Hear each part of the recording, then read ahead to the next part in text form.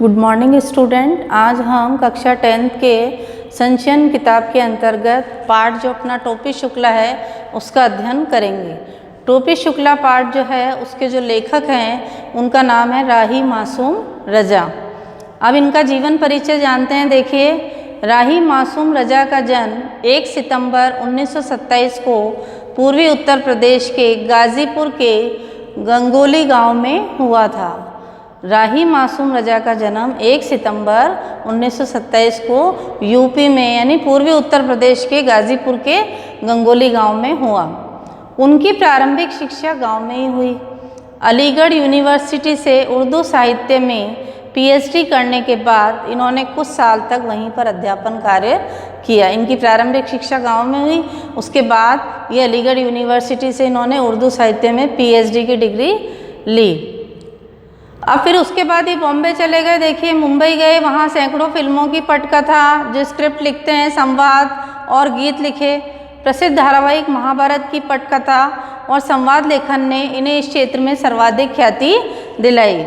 इसके बाद देखिए, राही मासूम रजा एक ऐसे कवि और कथाकार थे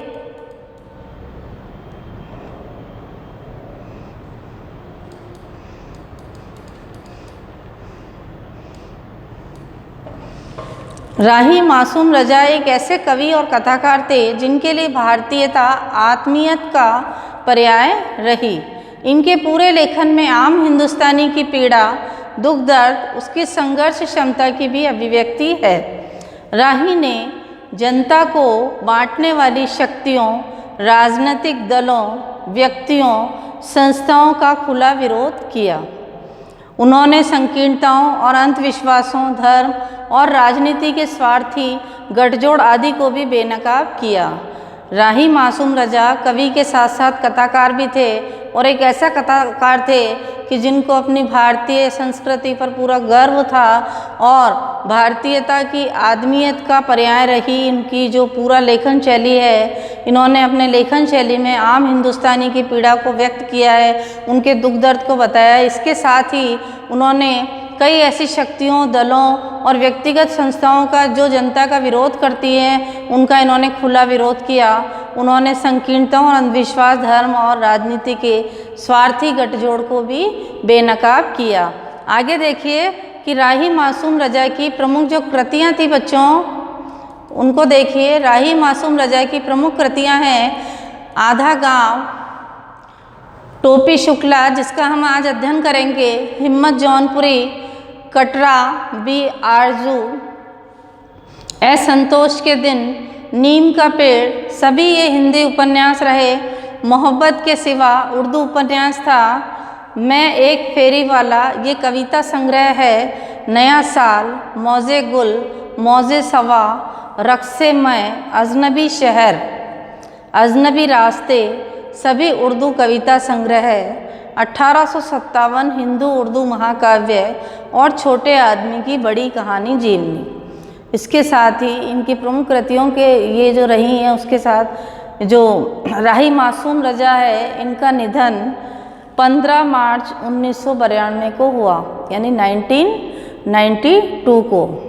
तो ये बच्चों इनका जीवन परिचय रहा। इसके साथ ही अब हम इनका पाठ का अध्ययन करेंगे जिसका नाम है टोपी शुक्ला। आगे देखिए,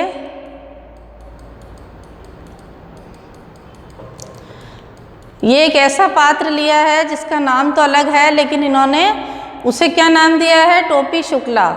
यहाँ पर बच्चों इस जो कहानी है, ये कहानी में दो मित्रों के बारे में बताया गया है कि किस प्रकार उनका धर्म अलग होकर भी वे आपस में बहुत अच्छे मित्र थे।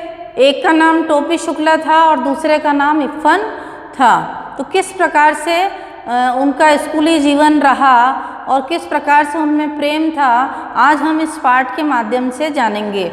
देखो बच्चों, इसका नाम क्या है, टोपी शुक्ला। इफ़न के बारे में कुछ जान लेना इसलिए ज़रूरी है कि इफ़न टोपी का पहला दोस्त था। इस इफ़न को टोपी ने सदा इफ़न कहा। इफ़न ने इसका बुरा माना, परंतु वह इफ़न पुकारने पर बोलता रहा। इसी बोलते रहने में उसकी बड़ाई थी। यह नामों का चक्कर भी अजीब होता है उर्दू और हिंदी एक ही भाषा हिंदवी के दो नाम हैं, परंतु आप खुद देख लीजिए कि नाम बदल जाने से कैसे कैसे घपले हो रहे हैं। नाम कृष्ण हो तो उसे अवतार माँ कहते हैं, मोहम्मद हो तो उसे पैगंबर कहा जाता है। नामों के चक्कर में पड़कर लोग ये भूल गए हैं कि दोनों ही जो थे, दोनों के मन में एक इंसानियत थी और इंसानों के लिए प्रेम था और कुछ करना चाहते थे वो लोगों के लिए। दोनों ही दूध देने वाले जानवर चराया करते थे, दोनों ही पशुपति गोवर्धन और ब्रजकुमार थे।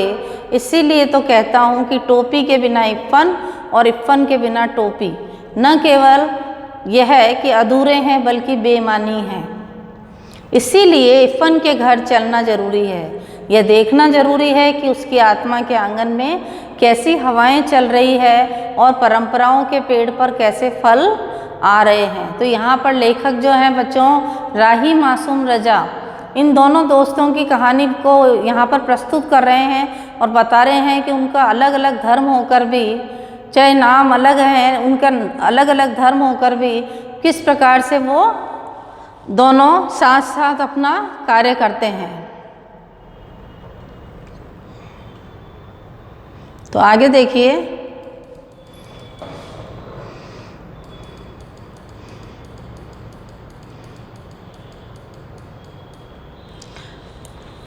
इफ़्फ़न की कहानी बहुत लंबी है, परंतु हम लोग टोपी की कहानी कह सुन रहे हैं, इसीलिए मैं इफ़्फ़न की कहानी, पूरी कहानी नहीं सुनाऊंगा, बल्कि केवल उतनी ही सुनाऊंगा जितनी टोपी की कहानी के लिए ज़रूरी है।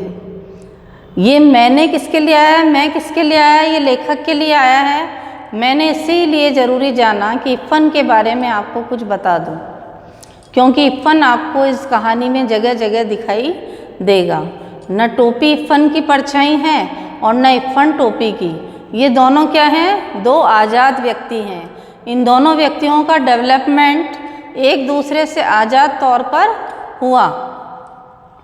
इन दोनों को दो तरह की घरेलू परंपराएं मिली। इन दोनों ने जीवन के बारे में अलग अलग सोचा, फिर भी इफ़्फ़न टोपी की कहानी का एक अटूट हिस्सा है। यह बात बहुत महत्वपूर्ण है कि इफ़्फ़न टोपी की कहानी का एक अटूट हिस्सा है। प्रथा प्रणाली जो बहुत दिनों से चली आ रही हो, यहाँ पर ये शब्दार्थ दिए गए हैं। दूसरा है विकास, आपको इन्हीं के अंतर्गत इसके डेवलपमेंट यानी क्या होता है, विकास। तो ये जो नंबर दे रखे हैं बच्चों, उसी का इनका अर्थ है। और थर्ड जो है, न टूटने वाला मजबूत, अटूट।